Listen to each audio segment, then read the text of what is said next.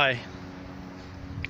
I was at a soft play the other day. I don't know if you've heard of these soft plays, but they're children's areas where you can take your children and they're kind of soft, and they're a place that the children can play safely. And I was there with my 3-year-old daughter the other day, and it's somewhere that I go quite regularly. And on this one occasion, she was running around as she does, and I was sitting there and I was watching, and I was just enjoying the moment of just watching her play and run around, and it was a beautiful moment. But then as I looked over, she had tears running down her eyes, and she came running up to me, her little arms stretched out. And I was like, what's wrong? What's happened? And she said to me, she said, "Daddy," she said, "that boy over there keeps saying I'm a doggy, and come doggy." And tears were rolling down her little face as she said that. And she's 3, and even as a 3-year-old, she could feel this sense of something not quite right, something that didn't sit well with her, something that was upsetting to her. And as a father, watching his daughter crying and so upset about this one thing really made me feel for her. And in that moment, I could see like a little heart breaking.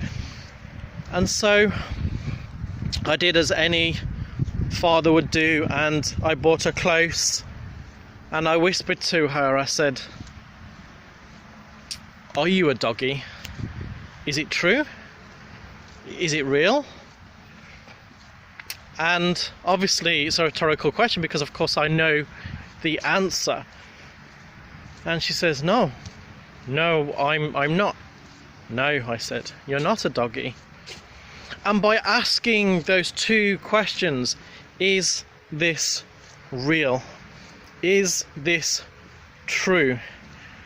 Basically what that does to the mind, it kind of gets you kind of thinking actually about what you've heard or what you've seen. And it's a kind of a coaching technique, I suppose, if you like.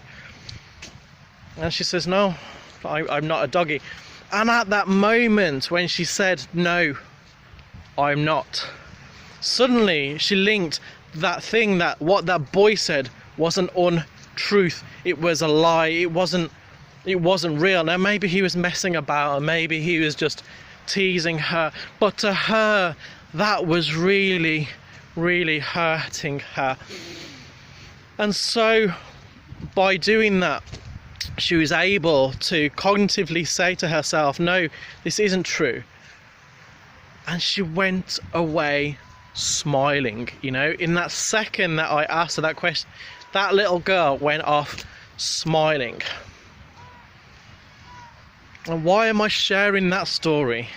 And I'll tell you why. It's because for many of us, we kind of sometimes we get to a stage in our life where we think that life is so bad that we feel broken. We feel genuinely broken, and it feels like our heart's ripped in 2. It might be that heart's ripped in 1,000,001 pieces, and it feels like the end of the earth, and it does feels like we're broken.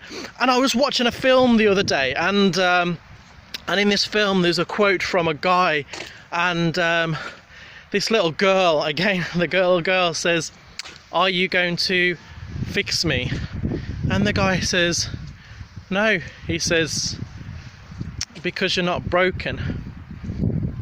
And it got me thinking, because so often we do feel broken. So why is that? Why is it that we feel broken? And if we're not broken and we don't need fixing, then what is that's left there?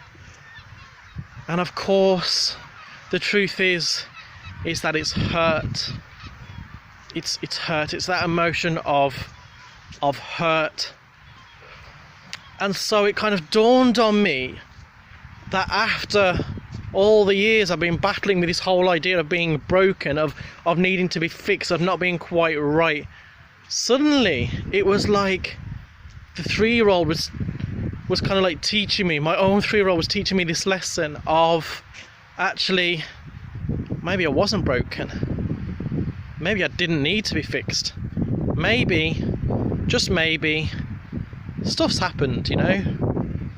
And because that stuff's happened, that's left like an emptiness, and a hurt. And on each occasion that these things have happened, that hurt is kind of just sat there on the heart. And if you imagine each time these things happened, it kind of just sits there, heavier and heavier and heavier, until one day suddenly it might just feel like it's just exploded into lots of little pieces.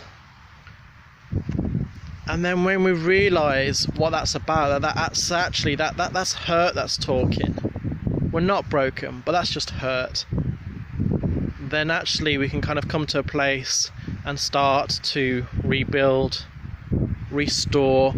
And just as my daughter heard, you know, an untruth, something that wasn't real in her life, you know, our life is full of those things, isn't it? People telling us that maybe we're not worthy, maybe we're not good enough, maybe that we'll never achieve, maybe telling us untruths, maybe in the heat of the moment, maybe in the heat of anger, whatever it is.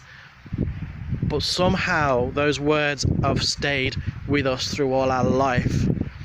And they've stored again. Where do they store? Maybe up there. Maybe up there. And of course, eventually it kind of sinks into your soul, if you believe that we have a soul, or your gut. And you come to a point in your life where you're no longer able to move on mentally or emotionally because of all those things that have piled on and on and on, until we can find a way of just releasing that, letting go and getting rid of the rubbish.